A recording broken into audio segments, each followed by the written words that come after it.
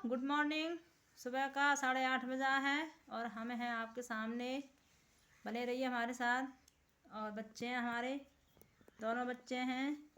बाबा साहब का निबंध लिख रहे हैं, इसे जिसे बोलते हैं। बाबा साहब का निबंध लिखवाना, बच्चों को जानकारी देना और बाबा साहब के बारे में कुछ तथ्य बताना बच्चों के लिए बहुत ज़रूरी है, क्योंकि बहुत ज़्यादा उन्होंने हमारे लिए संघर्ष किया था।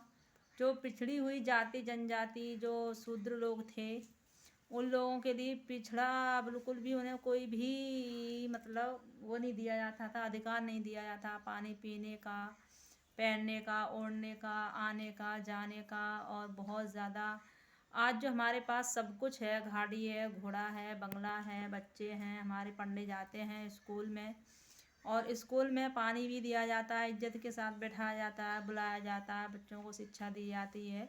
एक ही सारे धर्म के लोग, सारे धर्म के बच्चे, सारी जातियों के बच्चों को एक साथ छत के नीचे जो बैठा के शिक्षा दी जाती है, वो बाबा साहब की देन है। बहुत ज़्यादा हमारे लिए उन्होंने संघर्ष किया था। अपने अपने चार चार बच्चों को उन्होंने हमारे पीछे गवा दिया, खो दिया, कुर्बान कर दिया, हमारे समाज को ऊपर उठाने के लिए। और उनके लिए हमें दिल से नमन करना चाहिए और याद करना चाहिए। और उनके कहे हुए जो बताए हुए संदेश हैं, हमें उनके संदेशों पे हमेशा चलना चाहिए। और उनका संदेश यही है कि संगठित बनो, संघर्ष करो और शिक्षित बनो। संगठित रहो, संगठित रहो, शिक्षित बनो, संघर्ष करो, उनका ये संदेश है। और इस संदेश का हमें हमेशा पालन करना चाहिए। और ये बच्चे हमारे निबंध लिख रहे हैं, बाबा साहब का निबंध लिख रहे हैं। बाबा साहब का बर्थडे कब, जन्म कब हुआ था, उनके पिताजी का नाम क्या था, उनकी माताजी का नाम क्या था, उनके बच्चे का नाम क्या था, कहाँ पे उन्होंने शिक्षा प्राप्त की थी। भारत के पहले ऐसे व्यक्ति थे जिन्होंने PhD की थी। और भारत के प्रथम कानून मंत्री भी हमारे बाबा साहब डॉक्टर भीमराव अम्बेडकर बने थे। इतना उन्होंने संघर्ष हमारे लिए किया था और हमारे सामने मजबूरी यही थी। कल की 14 अप्रैल थी, हम बहुत अच्छे धूमधाम से मनाते, लेकिन रीज़न ये हुआ कि हमारे यहाँ पे जो डीलर साहब थे, वो डीलर साहब एक्सपायर हो गए, इसलिए हम भी नहीं कुछ कर पाए। गांव में भी रैली नहीं निकली और इसलिए कैंसिल हो गया था। और हमेशा, हाँ देखो सुनने में आ रहा है कल निकलेगी, और जब कल निकलेगी तो हम आपके साथ वीडियो बनाएंगे, ब्लॉग बनाएंगे और दिखाएंगे आपको। बाबा साहब की रैली निकलेगी तब। और बने रहिए हमारे साथ, जुड़े रहिए हमसे और हमेशा बाबा साहब के कहे हुए संदेशों पर चलो। उन्होंने बहुत ज़्यादा संघर्ष किया था हमारे लिए।